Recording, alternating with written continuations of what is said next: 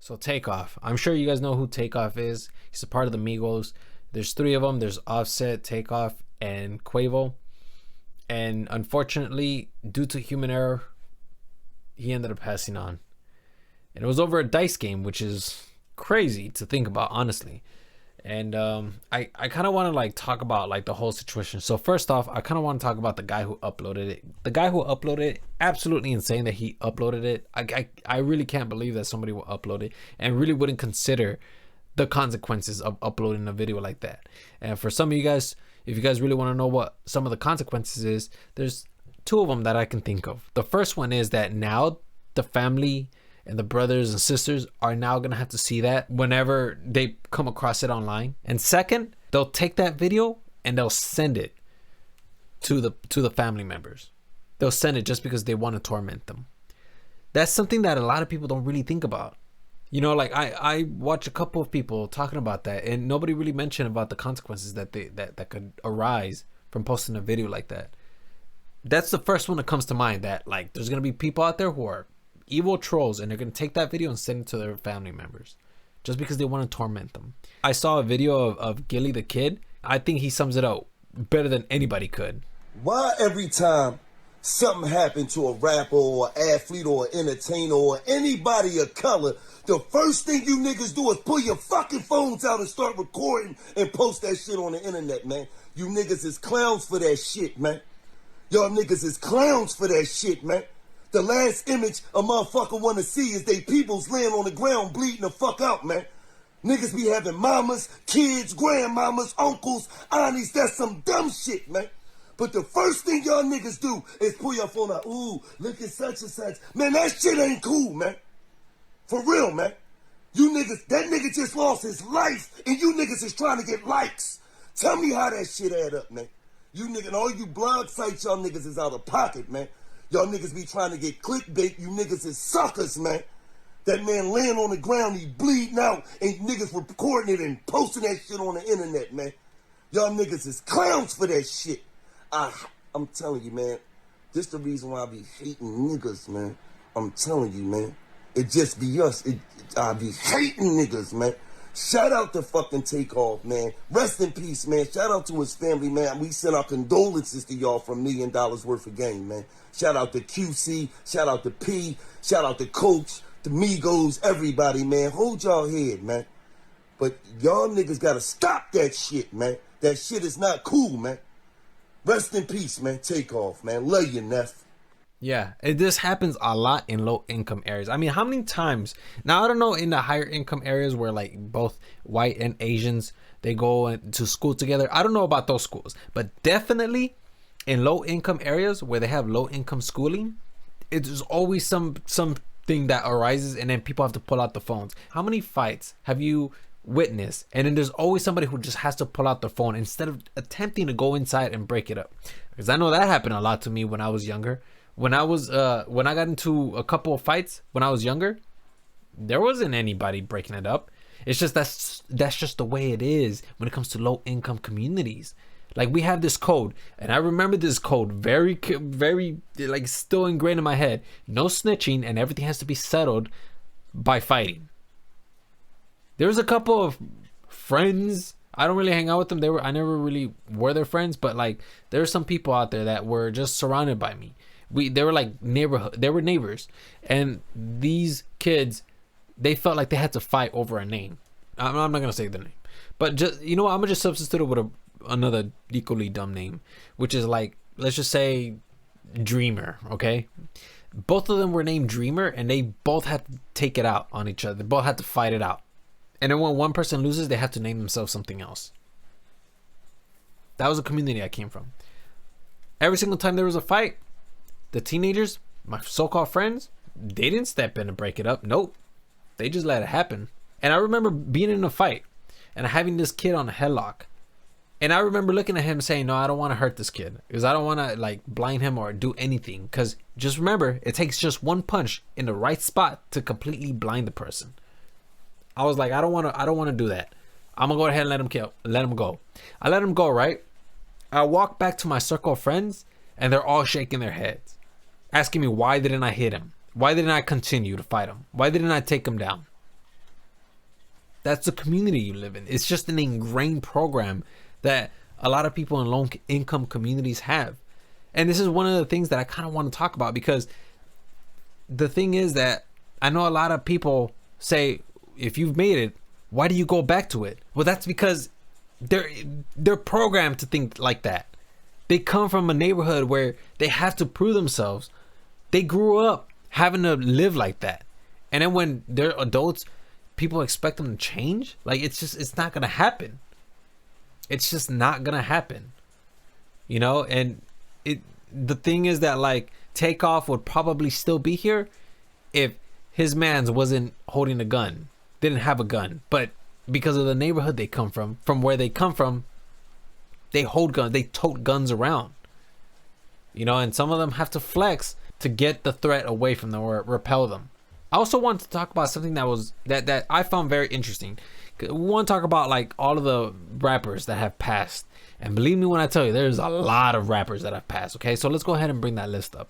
Okay, so this is a list of a lot of rappers, a majority of rappers that have passed on since the inception of hip hop. Okay, or when hip hop began to gain some popularity. Okay, so they start off, the record starts off at 1987, okay, with Scott LaRock. Okay, and just to show you, there is a lot of names in here, like Eazy-E, Tupac Shakur, the Notorious B.I.G., Big L, Big Puns. There's a lot of, like, well-known names here. Okay, so a lot of the people here are known rappers, local rappers that are, like, have made a name for themselves. Okay, but I want you guys to pay attention to just one thing. Okay, actually two things. Okay, the date of death and then the cause of death.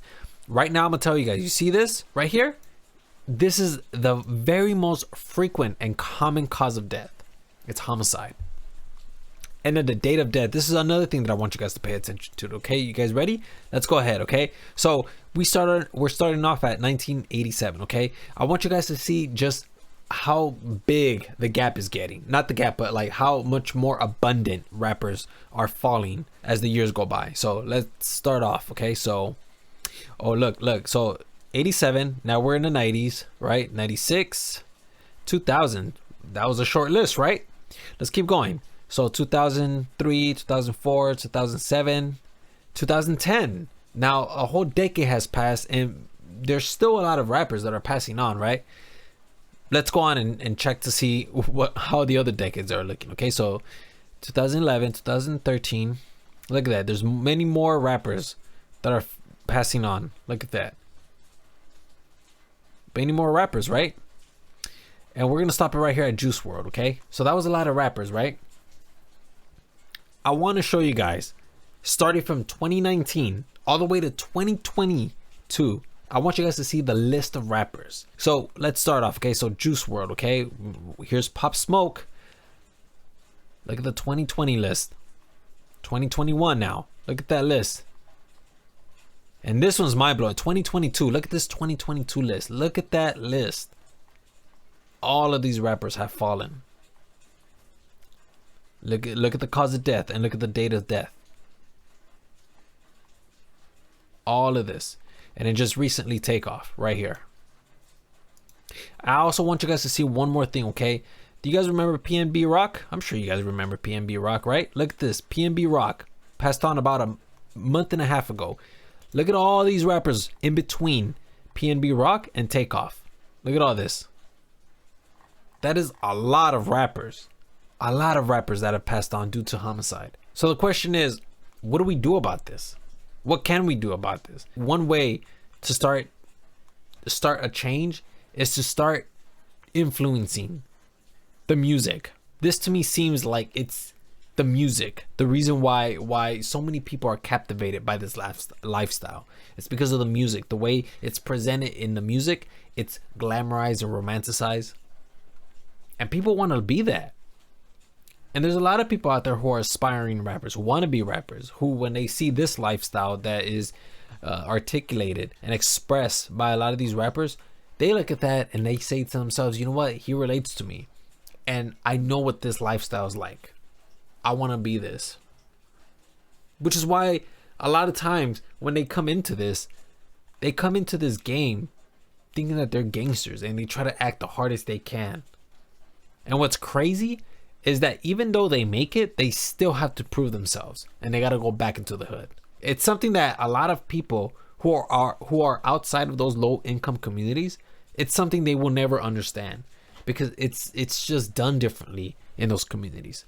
Like I said, I came from that community, and I remember being programmed to think that snitching is the worst thing you could ever do. You know what I mean? I remember thinking that fighting is the only way you could solve issues. You can't go up to an adult. You know, I see like kids cartoons like My Little Pony where like they're all like, make sure you tell an adult. It's important that you tell an adult. Hey man, in low income communities, there is no such thing as telling an adult. There just simply is not. There's none of that. People protect themselves with, well, it used to be fists, now it's guns. That's the way people protect themselves. It's something that people need to think about, and I highly encourage you guys to really critically think about the situation that's going on, because this list is going to continue to grow a lot more if this does not change. It needs to be talked about. We need to change what's going on in the music. I feel like in the music, it's what glamorizes that lifestyle. You know, we kind of went away, or hip hop kind of like drifted away from the whole gangster mentality of the 90s and then into a new era of flexing. But then it kind of like incorporated both of those lifestyles, and now there's both gangsters and flexing. I'm gonna leave you guys with two videos, okay, that I really highly suggest that you guys take a look at, okay? Somebody who does have more influence in this space than myself, okay? Blackie Speaks, okay? I highly encourage you guys to watch these two videos, okay? The Power of the Tongue, where T Grizzly, he's talking about his own experience, about speaking his ideas into existence. I want you guys to take a look at this video. I think that there's a lot of powerful points that both the rapper T Grizzly and Blackie Speaks talks about, which is crazy. It's crazy. Like just listen to it. And then another one is the rap game is a dark place. I want you guys to watch this video as well if you guys want, okay? You guys don't have to, but if you guys are very interested in knowing more about the culture and understanding why a lot of the situation is the way it is, I highly encourage you guys to watch these two videos. Blackie Speaks, he's a hip hop enthusiast. He loves the whole game, the hip hop game, and he loves talking about it. And I feel like he's like the one guy I really trust that could really tell you guys what the whole game is like and his opinion. Like I love this guy. I really do love this guy. I feel like you guys will love him too. So go check him out, man. I'm sure you guys will love these guys. So anyways, yeah, that's pretty much it, guys. Let me know what you guys think in the description below. So yeah.